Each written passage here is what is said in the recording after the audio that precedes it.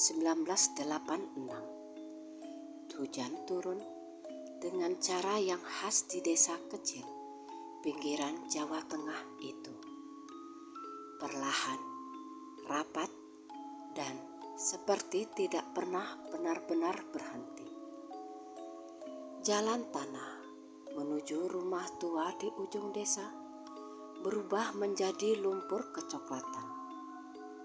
Di sanalah Pak Tino menghentikan mobil tuanya. Mesin masih menyala beberapa detik sebelum akhirnya dimatikan. Udara lembab langsung menyergap, membawa aroma tanah basah dan dedaunan tua. Bu Eli turun lebih dulu, menggendong tas kecil berisi obat-obatan. Wajahnya terlihat lelah, tetapi tetap berusaha tersenyum. Dari kursi belakang, Dania menatap rumah itu dengan mata besar yang tampak terlalu dewasa untuk anak seusianya. Rambutnya tipis dan pendek, tertutup topi rajut berwarna krem yang sudah mulai pudar. Rumah itu besar, berdinding kayu jati yang sudah menggelap dimakan usia. Catnya mengelupas, jendelanya tinggi dengan kisi-kisi besi tipis. Tidak tampak seram, tetapi ada kesunyian yang terasa terlalu dalam, seolah rumah itu sudah lama menunggu. "Kita sudah sampai, Nak," ucap Bu Eli pelan. Dania mengangguk. Tubuhnya lemah, tetapi matanya bergerak aktif, menyapu halaman yang ditumbuhi rumput liar dan pohon mangga tua di sisi kiri rumah. Saat Pak Tino membuka pintu utama, engselnya berderit panjang, memantul di ruang kosong. Bagian dalam rumah terasa lebih dingin daripada di luar. Debu tipis menempel di lantai semen, dan bau kayu tua bercampur dengan aroma lembab yang tidak dikenal. Pak Tino berjalan ke dalam, membuka jendela satu persatu agar cahaya bisa masuk. Sementara itu, Bu Eli menuntun Dania perlahan ke ruang tengah. "Dania, kamu bisa istirahat dulu di kamar belakang," kata Bu Eli. Dania mengangguk lagi, tetapi pandangannya tiba-tiba berhenti pada lorong sempit di sisi kanan rumah. Lorong itu gelap meski siang hari masih terang. Di ujungnya ada sebuah pintu kecil yang tertutup rapat. Di saat itulah Dania melihatnya. Seorang anak perempuan berdiri di dekat pintu. Usianya kira-kira sama dengan Dania. Tubuhnya kurus, mengenakan gaun putih sederhana yang terlihat lusuh. Kepalanya botak, kulitnya pucat keabu-abuan. Matanya besar dan hitam, menatap Dania tanpa ekspresi. Dania terdiam. Jantungnya berdegup lebih cepat, tetapi anehnya tidak ada rasa takut yang muncul. Hanya perasaan asing, seperti melihat pantulan diri sendiri dalam cermin yang berbeda. Anak perempuan itu tersenyum tipis, dan dalam sekejap mata, sosok itu menghilang. "Bu," suara Dania sangat pelan. Bu Eli menoleh. "Ada apa, Nak?" Dania ragu sejenak. Ia menoleh kembali ke lorong. Kosong. Hanya bayangan dan pintu kecil yang tetap tertutup. Dan Dania menggeleng perlahan. Tidak ada apa-apa, Bu. Bu Eli tidak memaksa. Ia tahu Dania mulai lelah. Mereka lalu masuk ke kamar belakang yang menghadap kebun kecil. Kamar itu sederhana, dengan jendela lebar dan tempat tidur kayu. Udara di sana lebih hangat. Malam pertama, mereka lalui dengan sunyi. Hujan masih turun di luar, mengetuk atap seng dengan irama pelan. Bu Eli tertidur di kursi dekat tempat tidur Dania. Sementara Pak Tino berjaga di ruang depan. Dania terbangun di tengah malam dan merasa sangat haus. Saat membuka mata, kamar itu diterangi cahaya bulan yang masuk dari jendela. Di sudut kamar, dekat lemari kayu, berdiri sosok yang sama. Anak perempuan berkepala botak itu. "Kamu tidak tidur?" Suara itu terdengar jelas tetapi sangat lembut. Dania terkejut. Nafasnya tertahan, namun tetap tak ada rasa takut. Ia hanya merasa dingin. "Kamu siapa?" tanya Dania pelan.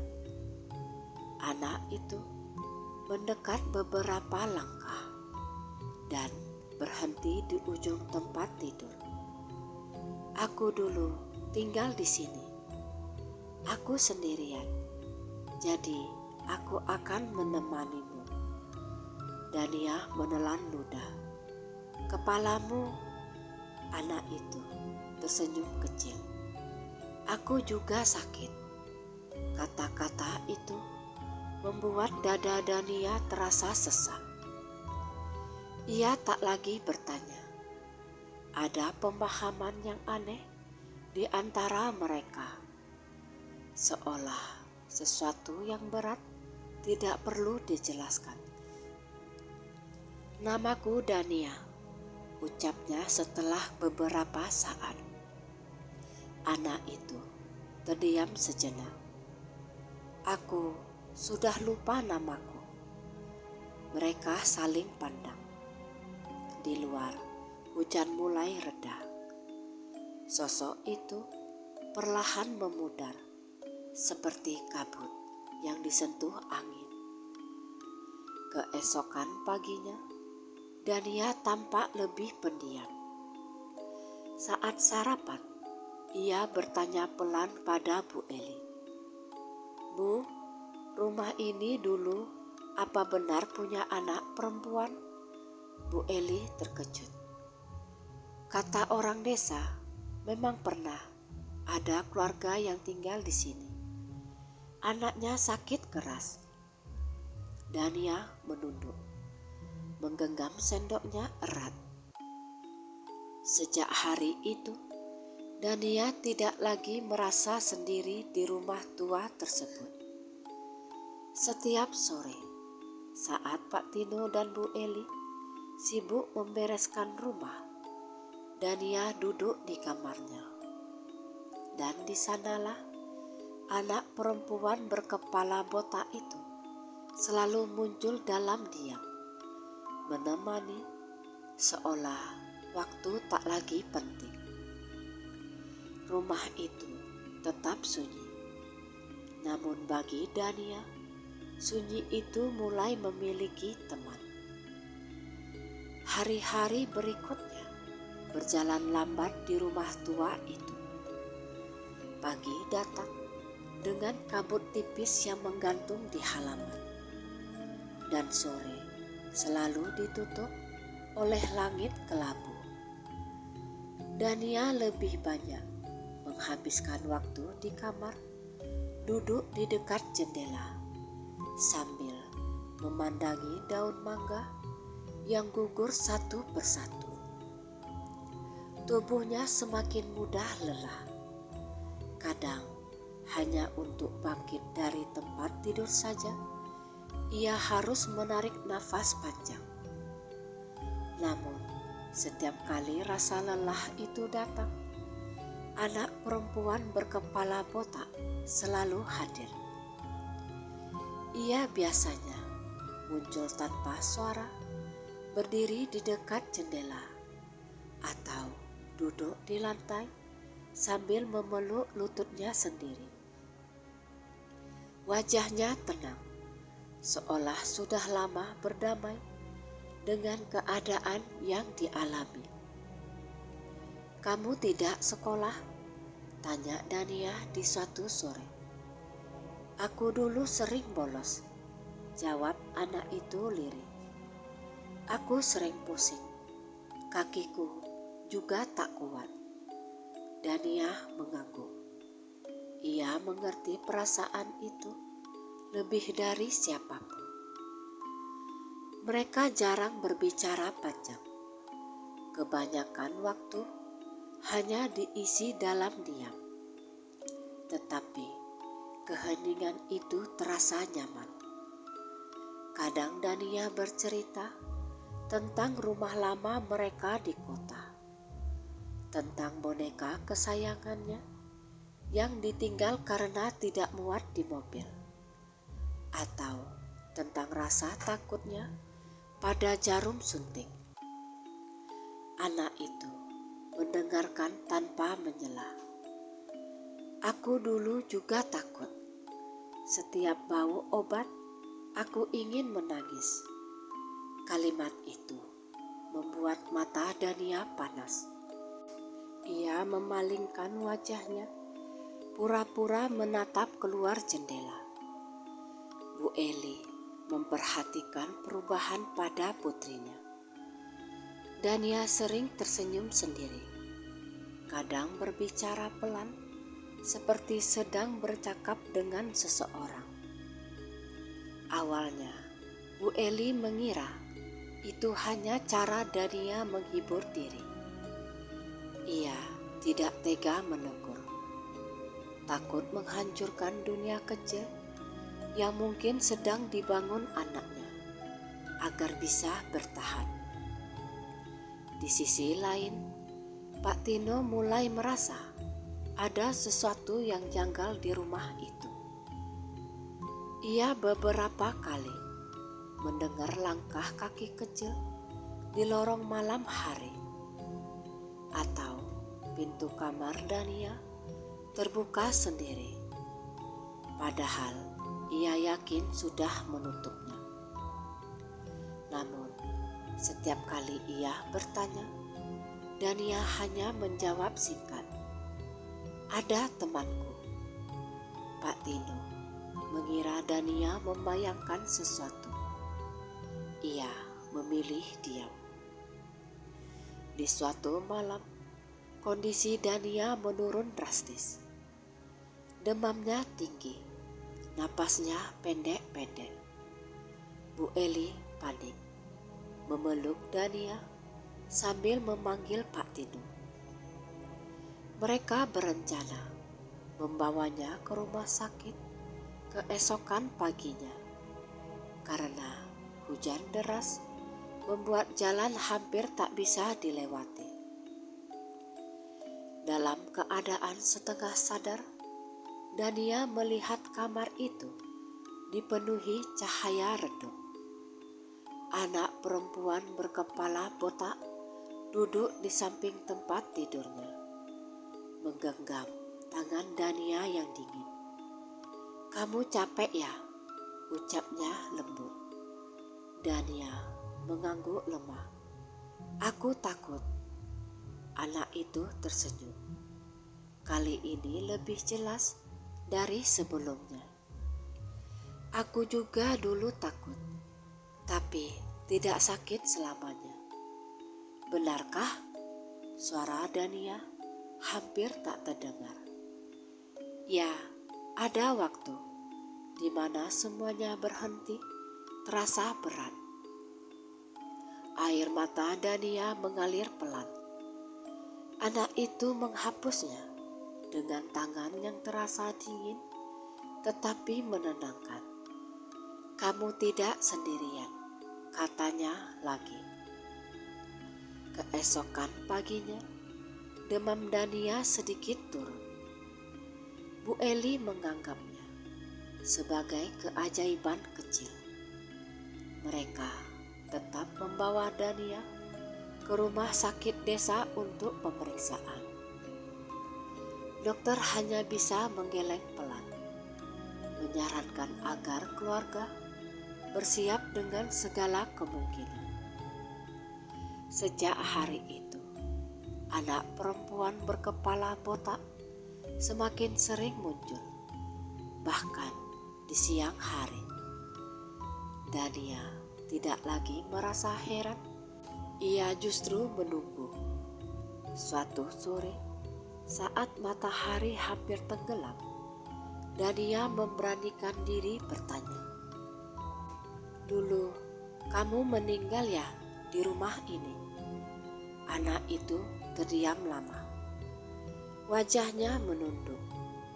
Akhirnya ia menjawab, "Ya, aku sering dirawat di kamar belakang. Aku berharap sembuh, tapi tubuhku menyerah." Dania menelan ludah. "Kamu sakit apa?" "Sama sepertimu." Jawaban itu seperti pisau yang perlahan menusuk dada Dania. Ia memejamkan mata, mencoba menahan tangis. "Aku belum mau mati," ucapnya jujur. Anak itu mendekat dan duduk di samping Dania. "Aku tahu tidak ada anak yang mau pergi. Kenapa kamu masih di sini?" tanya Dania lagi. "Karena aku tak ingin kamu sendirian, seperti aku dulu." Kalimat itu membuat Dania menangis tanpa suara. Ia bersandar pada bahu anak itu, meski tidak benar-benar bisa merasakan hangatnya. Namun rasa ditemani itu nyata. Di luar kamar, Bu Eli berdiri terpaku di depan pintu yang sedikit terbuka. Ia tidak mendengar suara lain selain tangisan pelan Dania. Tetapi entah mengapa hatinya terasa sesak, seolah ada kehadiran lain yang tak kasat mata di ruangan itu. Malam itu, Bu Eli berdoa lebih lama dari biasanya. Sementara di dalam kamar, dua anak dengan nasib yang sama duduk berdampingan, menunggu waktu yang terus berjalan tanpa belas kasihan. Hari-hari di desa semakin terasa singkat bagi Dania.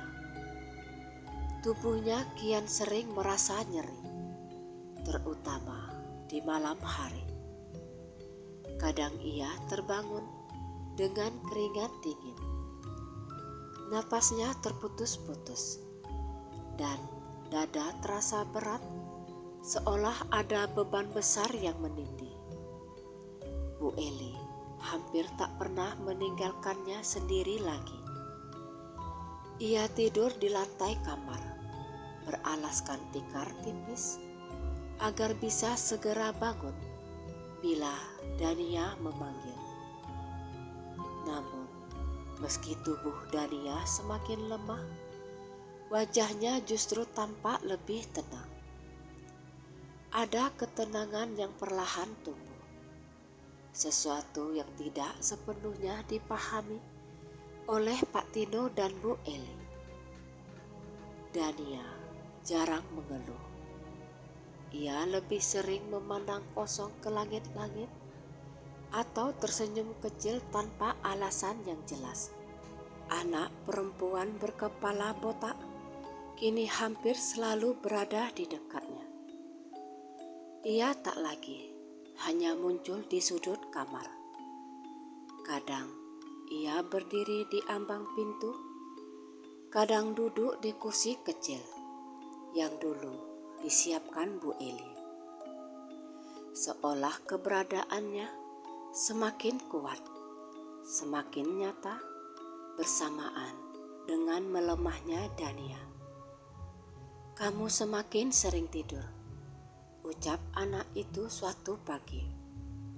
"Ya," jawab Dania pelan. "Kalau tidur, aku tidak merasa sakit." Anak itu mengangguk. "Dulu aku juga begitu. Tidur jadi tempat yang paling nyaman." Dania menatapnya lama. "Apa yang kamu rasakan?" Anak itu terdiam. Wajahnya tidak menunjukkan kesedihan, hanya kenangan yang jauh. "Aku merasa sangat capek, seperti sudah berjalan jauh sekali. Tapi setelahnya, rasanya sangat ringan." Dania menarik selimutnya lebih erat. "Apakah ibu dan ayahmu menangis?" "Ya," jawab anak itu. "Aku mendengar mereka, tapi aku tak bisa kembali." Kalimat itu membuat Dania menggigit bibirnya sendiri. Ia membayangkan Bu Eli dan Pak Tino. Wajah mereka saat ini saja sudah penuh kelelahan dan kecemasan.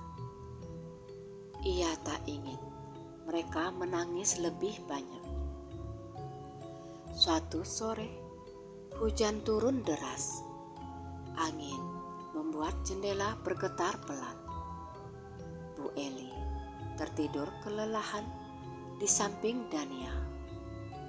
Pak Tino yang sedang ada di dapur sedang menyiapkan air hangat.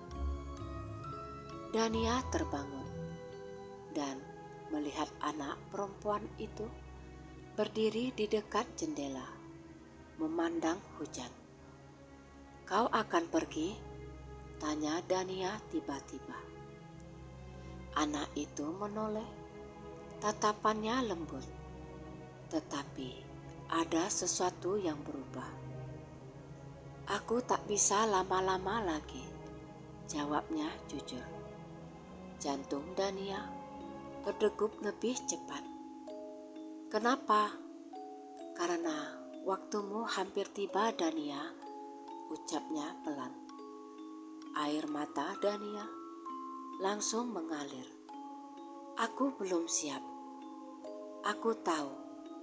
Anak itu mendekat dan duduk di sisi tempat tidur. Untuk pertama kalinya, ia terlihat sangat jelas, seolah bukan lagi bayangan. "Kamu boleh takut, tapi kamu gak akan sendiri." Dania menangis terseduh-seduh, menutup wajahnya dengan kedua tangan. Anak itu tidak memeluknya, hanya meletakkan tangan dinginnya di atas kepala Dania, seperti seorang kakak yang menenangkan adiknya. Malam itu, Dania meminta sesuatu kepada orang tuanya. "Ayah, ibu," katanya dengan suara lemah, "kalau aku nanti tak kuat, jangan marah sama Tuhan." Bu Eli langsung menangis, memeluk Dania erat-erat. Pak Tino hanya bisa memegang bahu putrinya, berusaha tegar meski matanya basah. "Kamu harus sembuh, Nak," ucap Pak Tino dengan suara bergetar. Dania tersenyum tipis. "Dania capek ya." Kata-kata itu menghantam hati Pak Tino lebih keras dari apapun. Hari-hari berikutnya terasa seperti menunggu sesuatu yang tidak terelakkan. Nafsu makan Dania hampir hilang. Ia lebih sering terlelap, hanya membuka mata sesekali. Namun, setiap kali terbangun, anak perempuan berkepala botak selalu ada di sana. Di suatu malam, Dania terbangun dan melihat kamar itu berbeda. Cahaya terasa lebih terang, meski lampu mati. Udara terasa ringan. Kita akan berjalan sebentar, kata anak itu. Dania mengangguk lemah. Di dalam penglihatannya, mereka berdiri di lorong rumah. Dinding-dinding tampak bersih, tidak lagi kusam. Pintu kecil di ujung lorong terbuka. Di baliknya ada cahaya lembut. Dulu aku lewat sini, ucap anak itu. Aku menunggu lama sekali sampai kau datang. Dania menggenggam tangannya. Namamu siapa? Anak itu tersenyum. Matanya berkaca-kaca. Panggil saja namaku Disa. Nama itu terucap seperti bisikan angin. Saat itu, dari dunia nyata, Bu Eli terbangun dan mendapati napas Dania sangat pelan. Ia mengguncang tubuh putrinya, memanggil namanya dengan panik. Namun, di lorong cahaya itu, Disa menatap Dania penuh kasih. Kita akan berpisah sebentar. Dania mengangguk. Air mata mengalir di pipinya.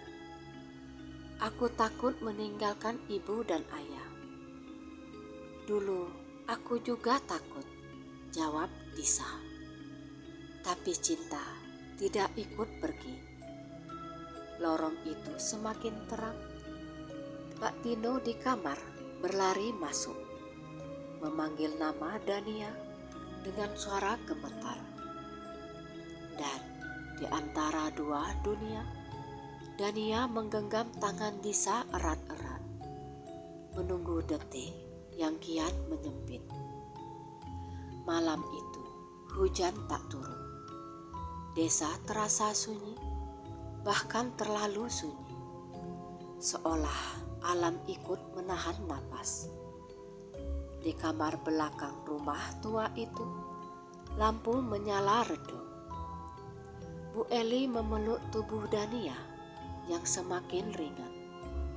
Sementara Pak Tino berdiri di sisi tempat tidur, menggenggam tangan kecil putrinya yang dingin.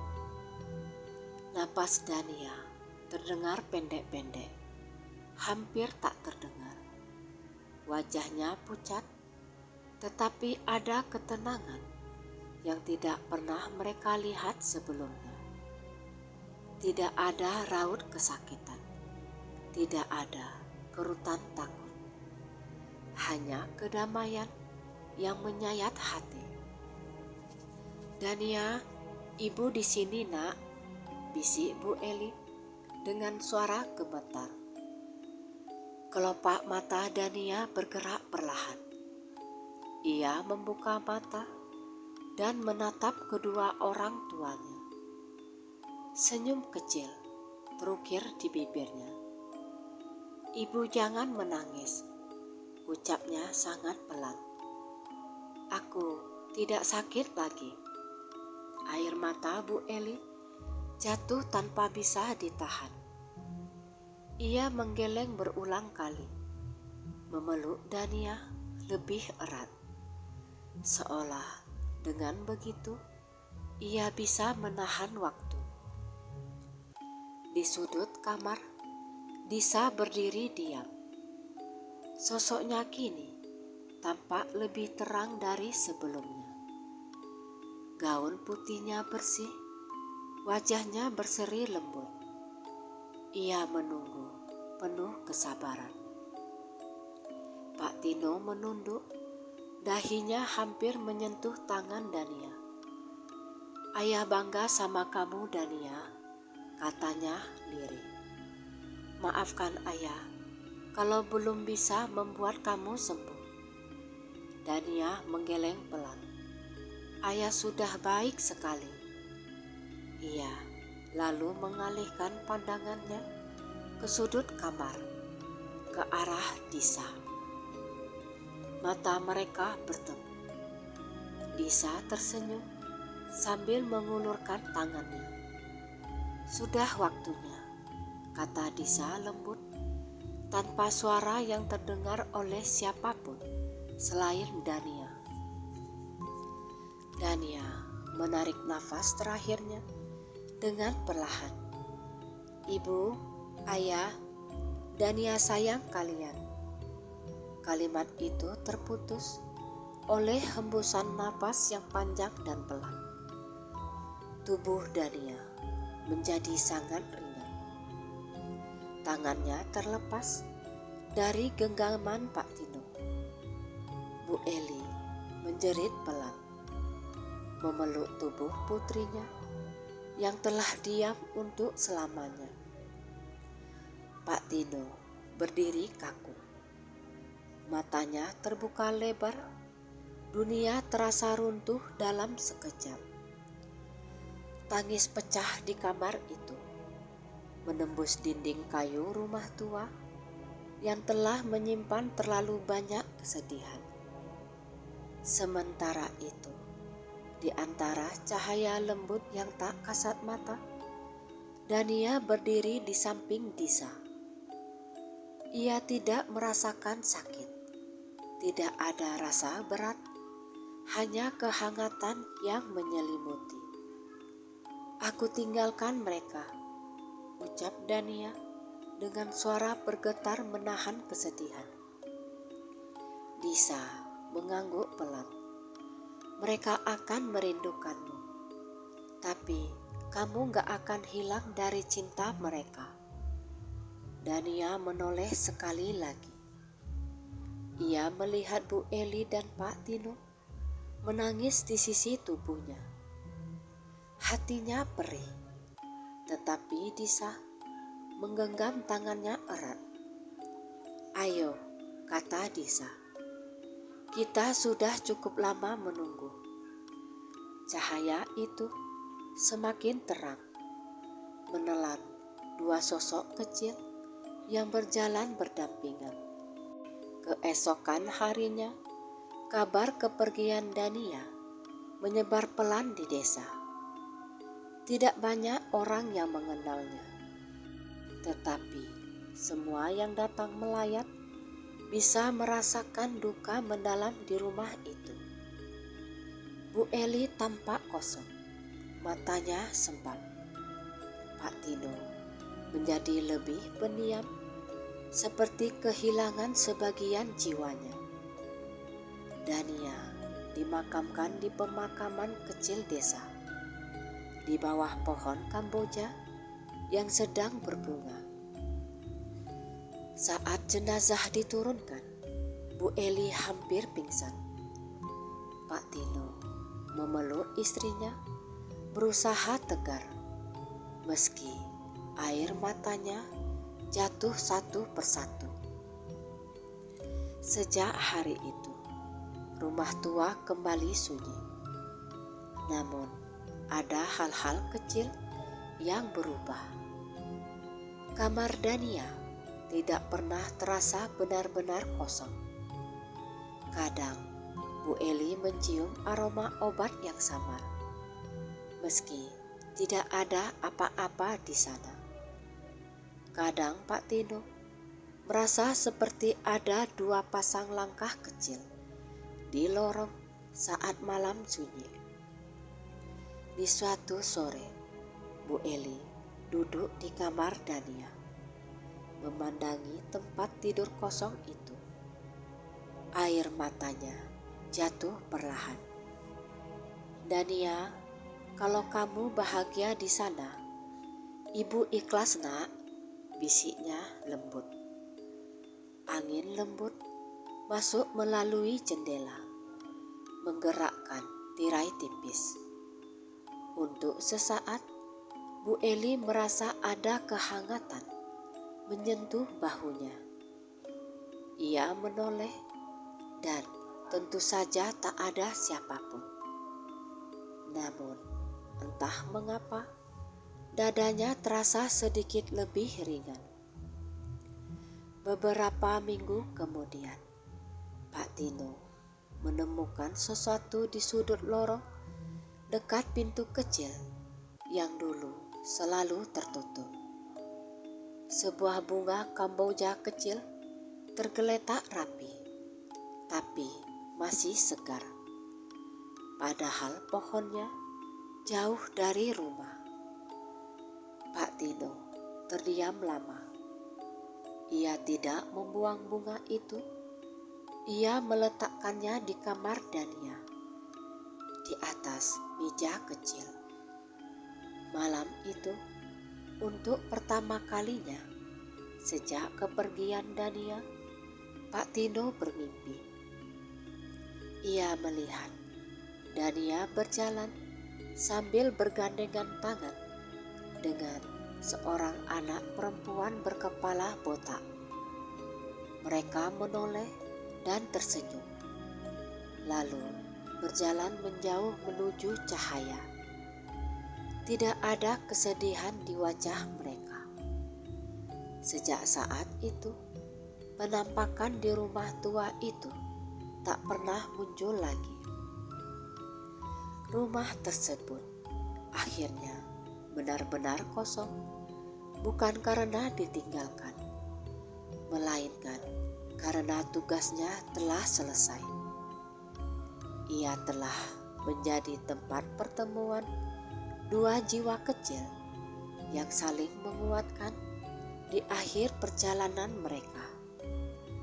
Dan di balik kesedihan yang tak akan pernah sepenuhnya hilang, Pak Tino dan Bu Eli belajar menerima bahwa kehadiran Dania, meski singkat, telah meninggalkan cinta yang abadi.